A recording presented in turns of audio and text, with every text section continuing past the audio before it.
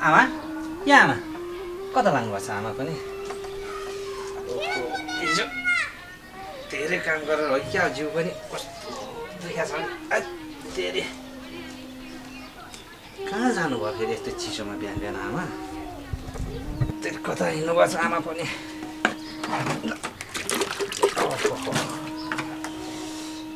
बाबु म घाँस काट्दैछु पखाइ म आएँ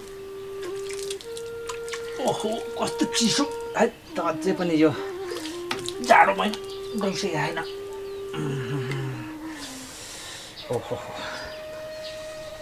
धेरै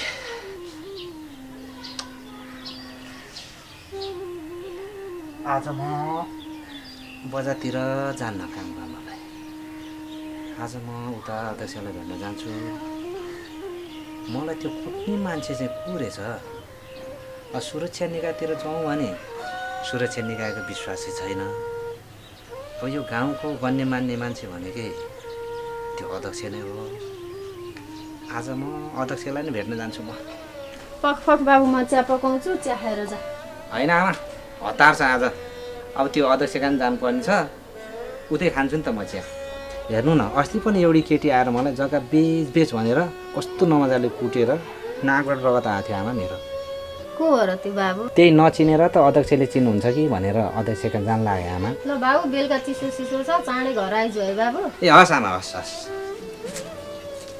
जानुपर्ने फेरि अध्यक्ष कतै हिँड्लान् ओहो चप्पल कता राखेको छु ए यता राखेको छु चप्पल फेरि हतार हुन्छ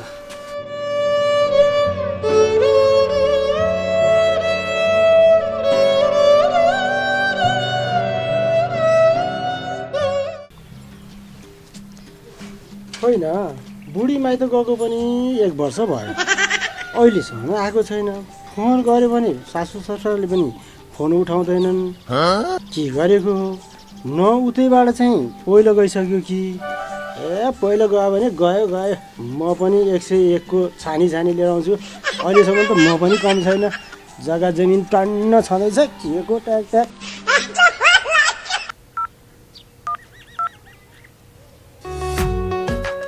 हेलो हेलो चल न के छ नि तेरो हालखबर काठमाडौँतिर हो कि गाउँ फर्किसकिस् नि सबिना म पनि भोलिपल्टै गाउँ फर्किहालेँ नि अनि 2-4 दिन बढी बस्छु भन्दिस् त फर्किहालिस् त गाउँ मरे त हिँडिसकेपछि त मलाई नि कस्तो कस्तो लाग्यो सुन्ने लाग्यो त्यो कोठा नै त्यही भएर म त भोलिपल्ट नै फर्किहालेँ अनि के गर्दैछस् नि के गर्नु नि त्यत्तिकै बसिरहेको छु अनि त तेरो याद आएर फोन गरेको नि अब यसो एकछिनपछि गाउँघरतिर नि घुम्न जान्छु ल जा मलाई त थकाइ लागिरहेछ म त 2-4 दिनपछि मात्रै घुम्न जान्छु ल आराम गर म गाउँघरतिर घुम्न हिँडेँ बेलुका फोन गर्छु नि है बाई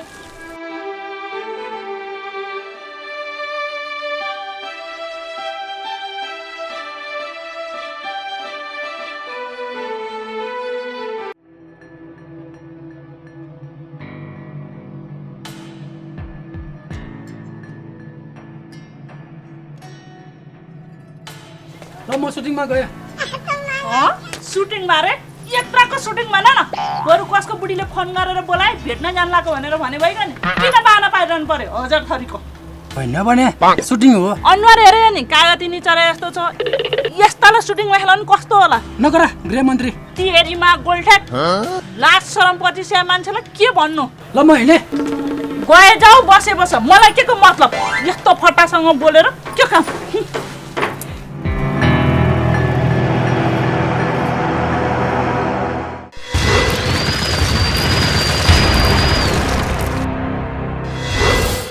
साँच्ची हजुरले त्यो कर्णलाई साधारण औषधि भन्नुहुन्थ्यो नि त्यो भनेको के हो ए बुढी त्यो कर्नु जग्गा हाम्रो हात पार्नु खोजेको मैले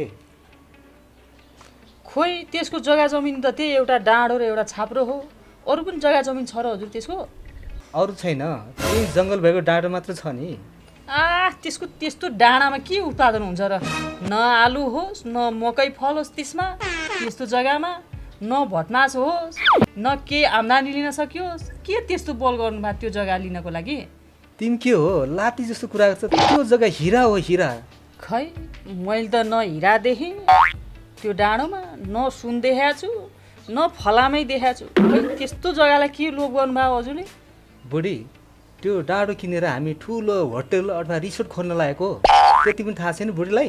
ए त्यस्तो पो हो हुन त त्यो जग्गामा होटल खोल्यो भने प्रशस्तै आम्दानी हुन्छ तर त्यो जग्गा चाहिँ हाम्रो नाममा पास हुनुपर्छ नि बेच भन्दा मान्दैन त्यही कारण मैले जङ्गलीको मान्छे मैले बोलाएको त्यो कर्णको जग्गालाई लोभ लालच देखाएर मान्छ कि ज्यान गए पनि मान्दैन त्यो कर्ण के गर्ने होला। ए नमाने त्यसलाई ठुलै औषधि गर्नुपर्छ नि हिँड्नुहोस् भित्र अहिले कति टेन्सन गर्नु अध्यक्ष को हो बाहिर ओहो नमस्कार। नमस्कार ओहो कर्ण बाबु कति काम ल्याउनु भयो अध्यक्षज्यूलाई भेट्नु छ हजुर। कर्ण बाबु भित्रै आएर बसौँ न। होइन हजुर मलाई यहीँ ठिक छ म यहीँ बस्छु। हजुर ए हजुर के भयो यहाँ हजुरलाई भेट्न कर्ण बाबु आउनु भएको छ ल म आएँ। ओहो अध्यक्ष नमस्कार। नमस्कार के कारण आउनुभयो कर्ण भाइ? अध्यक्षज्यूसँग एउटा दुःख पोख्न आएको हजुर। कस्तो दुःख भन न कर्ण भाइ। हेर्नु न मेरो सम्पत्तिको नाममा भनेकै त्यो एउटा जङ्गलको डाँडो छ। अब अस्ति भर्खर पनि ठेकेदार आएर त्यो जग्गा बेच भन्छ। फेरि अस्ति एउटी केटी आएर त मलाई त कुट्यो पनि हजुर। अब हजुरले त्यो मान्छे को हो के हो भनेर चिनेर त्यसलाई कारवाही गर्नु पर्यो अध्यक्षज्यू। त्यो बेच्नु न त्यो के भयो र? किन बेच्नु पर्यो हजुर?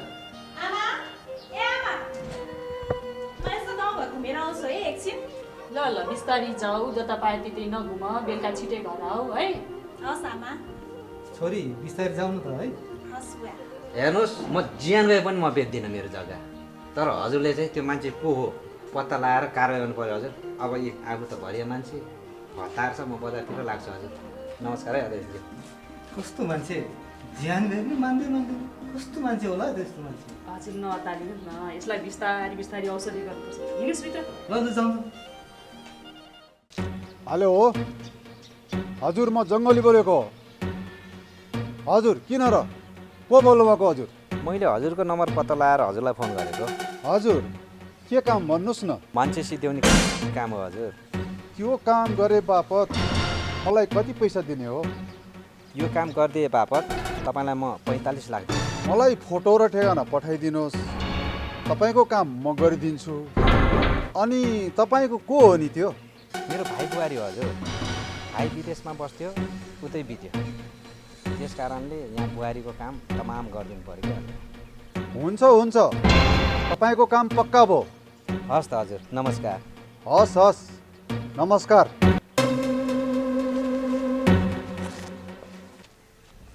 ओहो ठेकेदार सर नमस्कार हजुर कता लाग्नुभयो नि? नमस्कार कता हुनु र नि त्यहाँ पुलमा यो ठेका थियो ठगलान काम भनेर आफ्नो के गर्नु यताउता ठेकापट्टा हेर्नै पर्यो। कामदारले आफू नहेर्देखि कामदारले चाहिँ यताउति गर्छन् के गर्नु यतानी छ उतानी छ हेर्नै पर्यो नि। अनि के छ त काली दादा तिम्रो हाल खबर? दक्षको घरमा बस्दा बस्दा जिउ भारी भयो त्यसैले जिउ तन्काउन हिँडेको नि। के तन्काउनु जिउ? मैले अहिलेसम्म नगरेको र गर्न नसकेको कुन काम छ? एउटा सानो काम त राम्रोसँग गर्न सकेको छैन। ए बिस्तारै भइहाल्छ नि। के विचार नि जति चाँडो गऱ्यो त्यति हामीलाई फाइदा हुन्छ नि। ए भइहाल्छ नि। ल काम चाहिँ चाँडो गर्नु म अहिले हिँडेँ है। हस्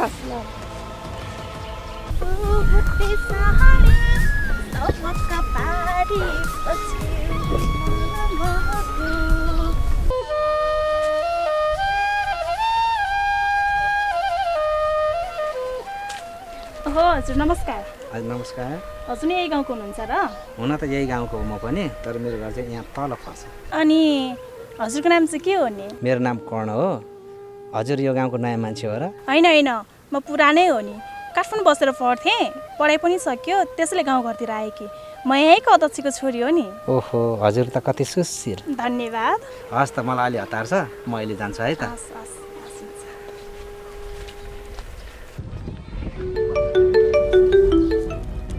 हेलो काम के भइरहेछ? साधारण औषधि गरिदिएँ। जति सक्दो काम चाँडै सिध्याउनु पर्छ। अन्तबाट पनि काम आइरहेछ। जति काम गरे त्यति पैसा बढी आउँछ। छिटो काम सिद्ध्याएर चाँडै आउनु। भइहाल्छ नि। भइहाल्छ मात्रै होइन काम चाँडै हुनु पर्यो। यहाँ अन्तबाट पनि काम आइरहेछ। कामै भएन भने पैसा कहाँबाट आउँछ? छिटो काम सिद्ध्याएर आउने यहाँ। त्यो त हो हजुर। त्यसै कारण काम चाँडै हुनु पर्यो। हस् हजुर। ल फोन राख्दिएँ काम चाँडै हुनु पर्यो। हस्। ओहो साउजी नमस्कार। नमस्कार कर्ण भाइ नमस्कार। त्यो दिपक दाईको घरमा चामल भन्नुभएको थियो त्यो चामल लिन आएको। भइहाल्छ नि कर्ण भाइ। यी 2000 दिएर पठाउनु भएको छ, दाल चामल ल्याउनु भन्नुभएको छ, नपुगे पछि दिन्छु भन्नुभएको छ। किन नहुनु नि? दाल पनि 1 केजी भन्नुभएको छ है। हुन्छ हुन्छ, म दाल पनि जोखिदिन्छु। साउजी चामल यहाँ माथि राखिदिनु न। ल भाइ। यो अलि मिलाइदिनु न, अलिक बिस्तार ढकिलिदिनु है, बाटोमा खोला नि फेरि। कस्तो चिप्लिके बोरा मिल्यो? ए यो नाम ल। अनि त्यो दाल पनि भन्नुभएको थियो खै त? ल लाग्यो है साउजी।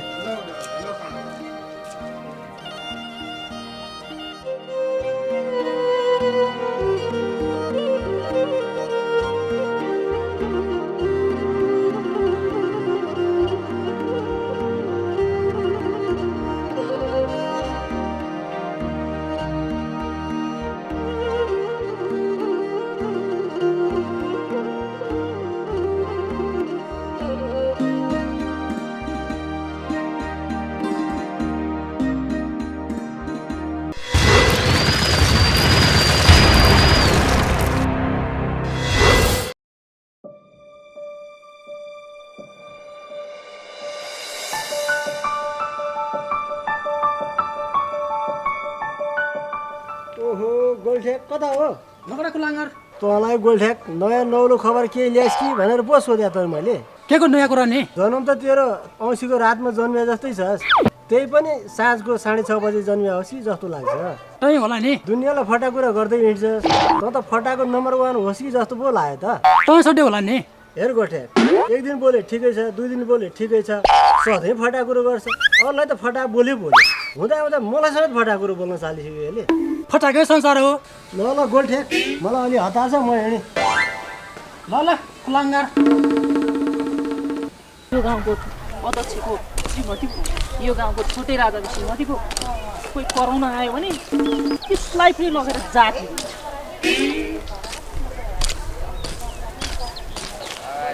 भयो। अब कति मिच्नु यहाँ भन्दा, भोलि फेरि अदालतमै मुद्दा हाल्न जाला। यति भयो त अलिअलि भयो त थाहा पाउँदैन होला, खाना पकाउनु पनि ढिलो भइसक्यो, लाग्नु पर्यो।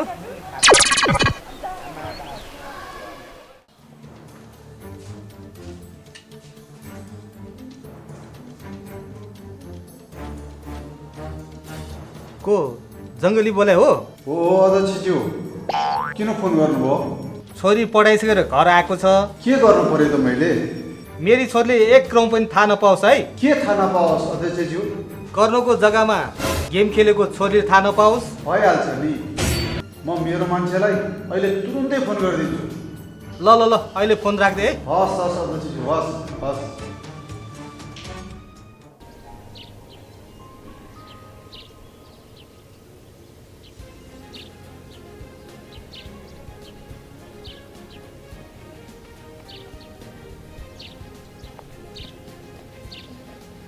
ओहो भाउजू नमस्कार है।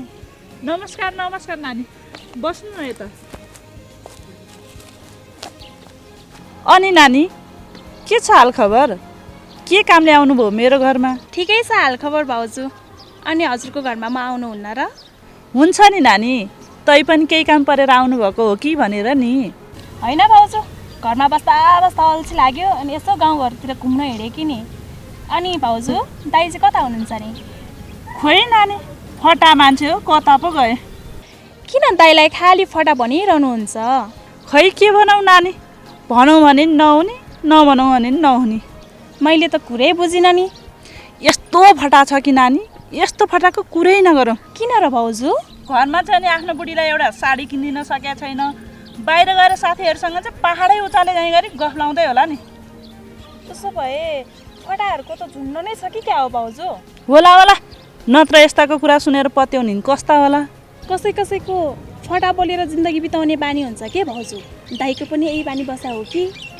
गफै गफमा भुलिछु नानी, म भित्र गएर चिया पकाएर ल्याउँछु है। पर्दैन पर्दैन भाउजू, अझै गाउँटोला बाँकी नै छ, पछि आएर खाजा नै खाउँला नि। अहिले गएँ है भाउजू। हुन्छ हुन्छ नानी, मेरो पनि भित्र काम छ। हस् त भाउजू।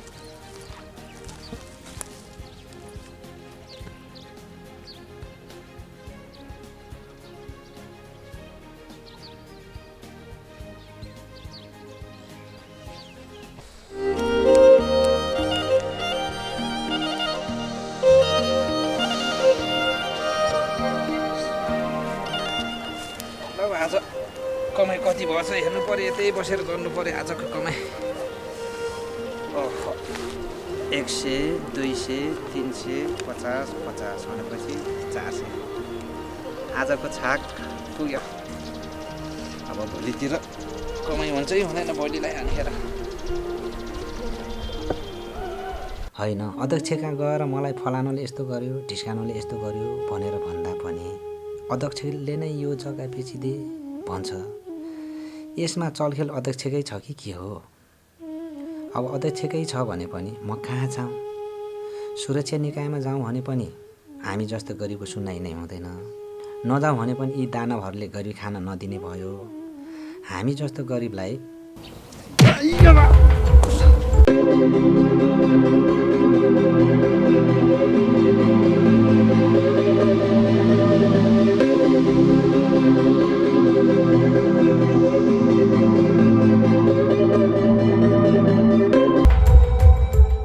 तँ होइन जग्गा बेच्दिन भने तँलाई अब म मारिदिन्छु।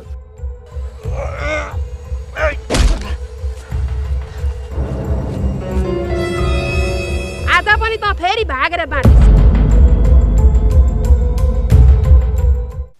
हे भगवान्, कस्तो कर्म खोटो लिएर आइछु।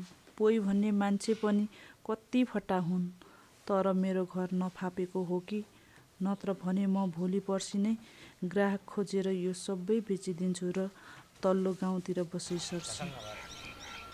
ए भगवान्, के सोचे होला मैले यस्तो? ओहो भाउजू नमस्कार। नमस्कार बाबु। भाउजू कता हिँड्नुभयो? कता हुनु र बाबु? दाइको वर्ष दिनको काम आउन लाग्यो, यो गहना बेच्न पसलतिर जान लाग्यो। दाइ बित्नु भएको कति भयो नि भाउजू? 9 महिना भयो बाबु। के गर्ने भाउजू, अब दाइ धेरै इमान्दारी र समाजसेवी हुनुहुन्थ्यो। दैवको लीला के गर्नु, एक दिन सबैले छोडेर जानुपर्छ। भोलिपर्सि हामीले पनि छोडेर जानुपर्ने हो। के गर्नु, यस्तै हो समाजमा, सबैले छोडेर जानै पर्छ भाउजू। के गर्नु, अब मन बुझाउनै पर्छ। के गर्नु त?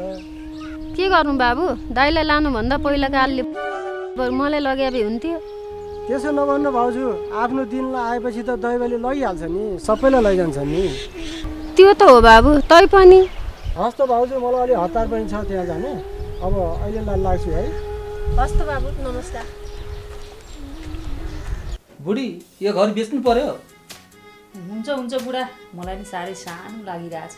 घर किन्ने मान्छे आइरहेछ, भोलि नै पास गरेर दिउँला नि। हुन्छ हुन्छ बुढा, अलिक ठुलो घर खोज्नु नि, अलिक कम्पाउन्ड सम्पाउन्ड भएको, अनि यसो पाहुना पात आउँदाखेरि पनि गाडी साडी राख्न मिल्ने, बाइक साइक राख्न मिल्ने अलिक ठुलो कम्पाउन्ड भएको खोज्नु। हुन्छ हुन्छ बुढी। रियाक्सन दिनु त।